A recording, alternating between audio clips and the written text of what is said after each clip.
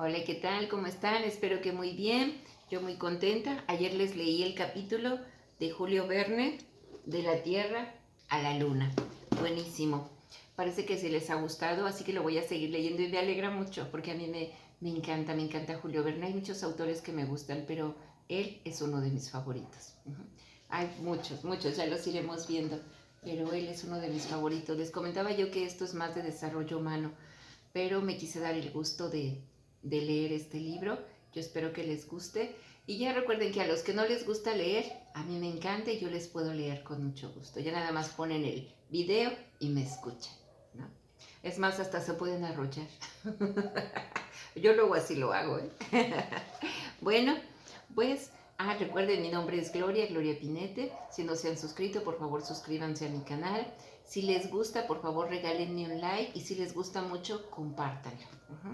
Bueno, pues vámonos a leer. Capítulo número 2. Comunicación del presidente Barbicane. El 5 de octubre a las 8 de la noche, una multitud se apiñaba en los salones del Gun Club 21 y Union Square. Todos los miembros de la sociedad residentes en Baltimore habían acudido a la cita de su presidente. En cuanto a los socios corresponsales, los trenes los depositaban a centenares en las estaciones de la ciudad, sin que por mucho que fuese la capacidad del salón de sesiones, cupiesen todos en él. Así es que en aquel concurso de sabios refluía en las salas próximas, en los corredores y hasta en los vestíbulos exteriores, donde se condensaba un gentío inmenso que deseaba con ansia conocer la importante comunicación del presidente Barbicane.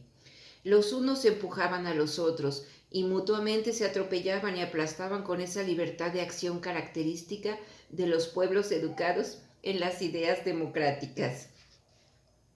Un extranjero que se hubiese hallado aquella noche en Baltimore no habría conseguido a fuerza de oro penetrar en el gran salón, exclusivamente reservado a los miembros residentes o corresponsales, sin que nadie más pudiera ocupar en él puesto alguno. Así es que los notables de la ciudad, los magistrados del consejo y la gente selecta habían tenido que mezclarse con la turba de sus administrados para acoger al vuelo las noticias del interior. La inmensa sala ofrecía a las miradas de un curioso espectáculo. Aquel vasto local estaba maravillosamente adecuado a su destino.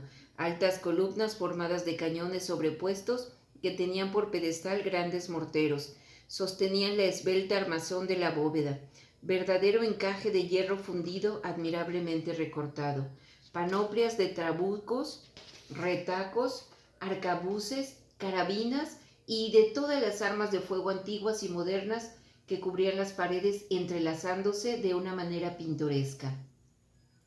La llama del gas brotaba profusamente de un millar de revólveres dispuestos en forma de lámparas, completando tan espléndido alumbrado, arañas de pistolas y candelabros formados por fusiles artísticamente reunidos, los modelos de cañones, las muestras de bronce, los blancos acribillados a balazos, las planchas destruidas por el choque de las balas del Gun Club, el surtido de baquetones y escobillones, los rosarios de bombas, los collares de proyectiles, las guirnaldas de granadas, en una palabra, todos los útiles del artillero fascinaban por su asombrosa disposición y hacían presumir que su verdadero destino era más decorativo que mortífero. En el puesto de preferencia, detrás de una espléndida vidriera, se veía un pedazo de recámara rota y torcida por el efecto de la pólvora, preciosa reliquia del año de J.T. Maston. El presidente, con 2 secretarios a cada lado, ocupaba en uno de los extremos del salón un ancho espacio entarimado. Su sillón, levantado sobre una cureña laboriosamente tallada, afectaba en su conjunto las robustas formas de un mortero de 32 pulgadas, apuntando en ángulo de 90 grados, y estaba suspendido de 2 quicios que permitían al presidente columpiarse sobre como en una mecedora. Qué tan cómoda es en verano para dormir la siesta. Sobre la mesa, que era una gran plancha de hierro sostenida por 6 obuses, se veía un tintero de exquisito gusto, hecho de una bala de cañón admirablemente cincelada, y un timbre que disparaba estrepitosamente como un revólver. Durante las discusiones acaloradas, esta campanilla de nuevo género bastaba apenas para dominar la voz de aquella legión de artilleros sobreexcitados.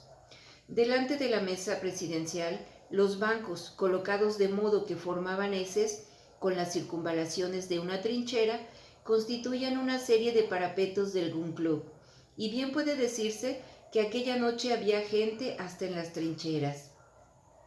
El presidente era bastante conocido para que nadie pudiese ignorar que no habría molestado a sus colegas sin un motivo sumamente grave. Imperi Barbicane era un hombre de unos 40 años, sereno, frío, austero, de un carácter esencialmente formal y reconcentrado, exacto como un cronómetro de un temperamento a toda prueba, de una resolución inquebrantable, poco caballeresco, aunque aventurero, siempre resuelto a trasladar del campo de la especulación al de la práctica las más temerarias empresas. Era el hombre por excelencia de la Nueva Inglaterra, el nordista colonizador, el descendiente de aquellas cabezas redondas tan funestas a los estuardos, y el implacable enemigo de los aristócratas del sur, de los antiguos caballeros de la madre patria. Barbicane, en una palabra, era lo que podría calificarse como un yanqui completo. Había hecho, comerciando con maderas, una fortuna considerable. Nombrado director de artillería durante la guerra, se manifestó fecundo en invenciones y audaz en ideas, y contribuyó poderosamente a los progresos del arma, dando a las investigaciones experimentales un incomparable desarrollo.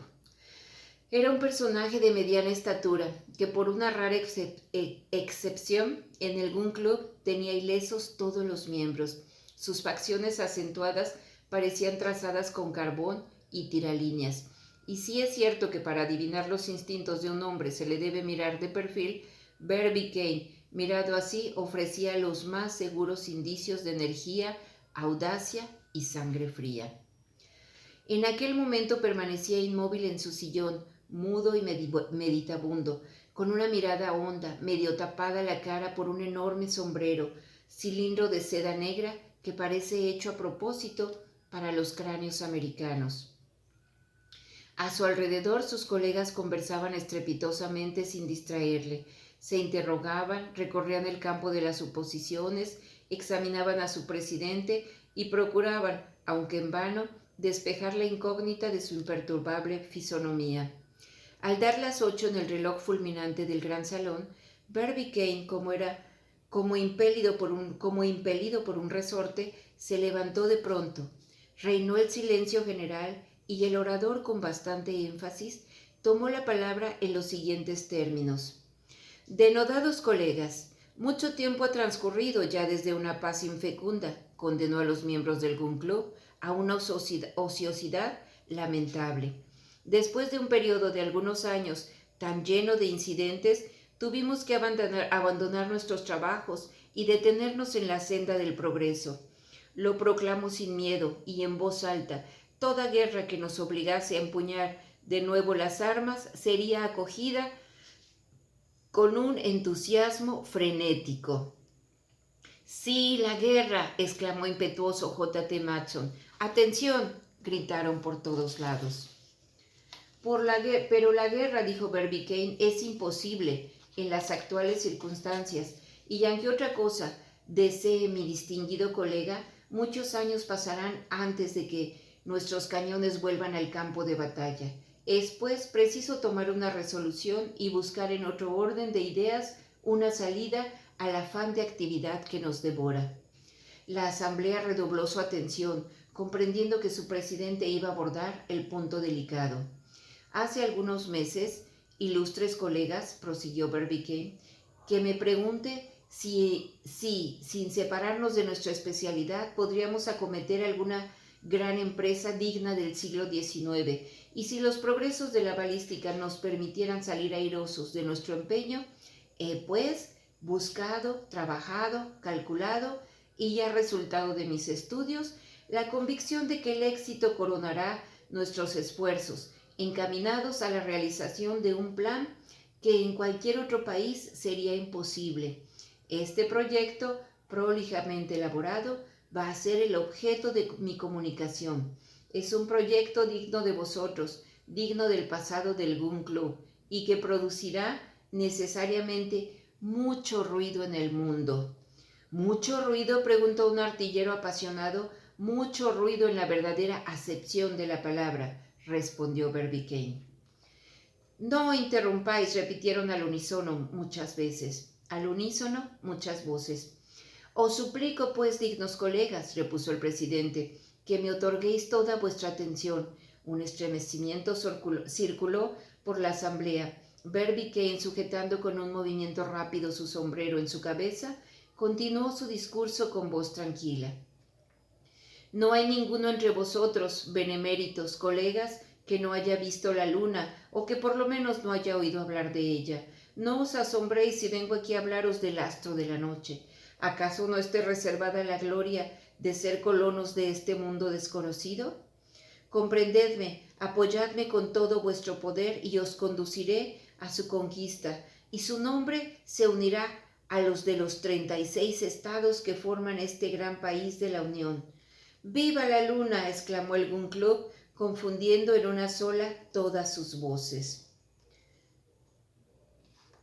Mucho se ha estudiado la luna, repuso Barbicane. Su masa, su densidad, su peso, el volumen, su constitución, sus movimientos, distancia, el papel que en el mundo solar representa están perfectamente determinados. Se han formado mapas selenográficos con una perfección igual, sacado y tal vez superior a la de las cartas terrestres, habiendo la fotografía sacado de nuestro satélite pruebas de una belleza incomparable. En una palabra, se sabe todo sobre la luna, todo lo que las ciencias matemáticas, la astronomía, la geología y la óptica pueden saber, pero hasta ahora nadie ha podido establecer comunicación directa con ella. Un vivo movimiento de interés y de sorpresa cogió esta frase del orador. Permitidme que os recuerde que, en pocas palabras, de qué manera ciertas cabezas calientes, embargándose en viajes imaginarios, pretendieron haber frenado los secretos de nuestro satélite. En el siglo XVIII, un tal David Fabricius se vanaglorió de haber visto con sus propios ojos habitantes en la luna. En 1649, un francés llamado Jean Baudoin publicó en el Viaje hecho al mundo de la luna por Domingo González, aventurero español. En la misma época, Cyrano de Bergerac publicó la célebre expedición que tanto éxito obtuvo en Francia. Más adelante, otro francés, los franceses se ocupan mucho de la luna, llamado Fontanelle, escribió La pluralidad de los mundos, obra maestra en su tiempo, pero la ciencia, avanzando, destruye hasta las obras maestras. Hacia 1835, un opúsculo traducido del New York American nos dijo que Sir John Herschel, enviado al Cabo de Buena Esperanza para ciertos estudios astronómicos, consiguió, empleando el efecto de un telescopio perfeccionado por la iluminación interior, acercar la luna a una distancia de 80 yardas. La yarda equivale a 0.91 metros. Entonces percibió distintamente cavernas en las que vivían hipopótamos, verdes montañas vetadas de oro, carneros con cuernos de marfil, corzos blancos y habitantes con alas membranosas como las de murciélago. Aquella foto, obra de un americano llamado Luke, alcanzó un éxito prodigioso, pero luego se reconoció que todo era una superchería de la que fueron los franceses los primeros en reírse. ¿Reírse de un americano?, exclamó J.T. Maston. He aquí un casus belli. Tranquilizaos, mi digno amigo. Los franceses, antes de reírse de nuestro compatriota, cayeron en el lazo que él extendió, haciéndoles comulgar con ruedas de molino. Para terminar esta rápida historia, añadiré que un tal Hans Pfaff de Rotterdam, ascendiendo en un globo lleno de gas extraído de azoe, 37 veces más ligero que el hidrógeno, alcanzó la luna después de un viaje aéreo de 19 días. Aquel viaje, lo mismo que las precedentes tentativas, era simplemente imaginario y fue obra de un escritor popular de América de un ingenio extraño y contemplativo, Edgar Allan Poe. ¡Viva Edgar Poe!, exclamó la asamblea electrizada por las palabras de su presidente. Nada más digo, repuso Barbicane, de estas tentativas que llamaré puramente literarias, de todo punto insuficientes para establecer relaciones formales con el astro de la noche, debo, sin embargo, añadir que algunos caracteres prácticos trataron de ponerse en comunicación con él. Y así es que años atrás un geómetra alemán propuso enviar una comisión de sabios a los páramos de Siberia, y allí, en aquellas vastas llanuras, se debían trazar inmensas figuras geométricas, dibujadas por medio de los reflectores luminosos, en otras el cuadrado de la hipotenusa, llamado vulgarmente en Francia el puente de los asnos. Todo ser inteligente, decía el geómetra, debe comprender el destino científico de esta figura. Los selenitas, si existen, responderán con una figura semejante, y una vez establecida la comunicación, será fácil crear un alfabeto que permita conversar con los habitantes de la lunar. Así hablaba el geómetra alemán.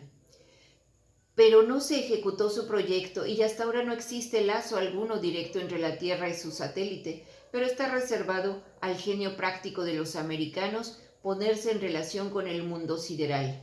El medio de llegar a tan importante resultado es sencillo, fácil, seguro, infalible, y él va a ser el objeto de mi proposición. Un gran murmullo, una gran tempestad de exclamaciones acogió estas palabras. No hubo entre los asistentes uno solo que no se sintiera dominado, arrastrado, arrebatado por las palabras del orador. ¡Atención! ¡Atención! ¡Silencio!, gritaron por todas partes. Calmada la agitación, Barbicane prosiguió con una voz más grave su interrumpido discurso. Ya sabéis, dijo, cuántos progresos ha hecho la balística de algunos años a esta parte, y a qué grado de perfección habrían llegado las armas de fuego si la guerra hubiese continuado. No ignoráis tampoco que de una manera general la fuerza de resistencia de los cañones y el poder expansivo de la pólvora son ilimitados. Pues bien, partiendo de este principio, me he preguntado a mí mismo si por medio de un aparato suficiente, establecido en condiciones determinadas de resistencia, sería posible enviar una bala a la luna. ¿Qué tal? A estas palabras un grito de asombro se escapó de 1000 pechos anhelantes y hubo luego un momento de silencio parecido a la profunda calma que precede a las grandes tormentas. Y en efecto, hubo tronada, pero una tronada de aplausos, de gritos, de clamores que hicieron temblar el salón de sesiones. El presidente quería hablar y no podía. No consiguió hacerse oír hasta que pasaron 10 minutos. Dejadme concluir, repuso tranquilamente. He examinado la cuestión bajo todos sus aspectos, la he abordado resueltamente y de mis cálculos indiscutibles resulta que todo proyectil dotado de una velocidad inicial de 12.000 yardas, unos 10.000 metros, por segundo y dirigido hacia la luna, llegará necesariamente a ella. Tengo, pues, distinguidos y bravos colegas, el honor de proponeros que intentemos este pequeño experimento. Y aquí terminamos el capítulo 2. ¿Qué tal? Van a mandar una bala a la luna. Bueno, pues esto está muy interesante y muy divertido. Y todos con ansias de guerra. Yo sé que esto es como una... ¿Cómo se llama? Ay, se me fue. No es analogía. Pero bueno, es... se me fue la palabra, pero es de aquellos tiempos, ¿no? En que una parodia, como una parodia, algo así. Si estoy equivocada, corríjanme, por favor. Pero de las ansias de guerra que tenían.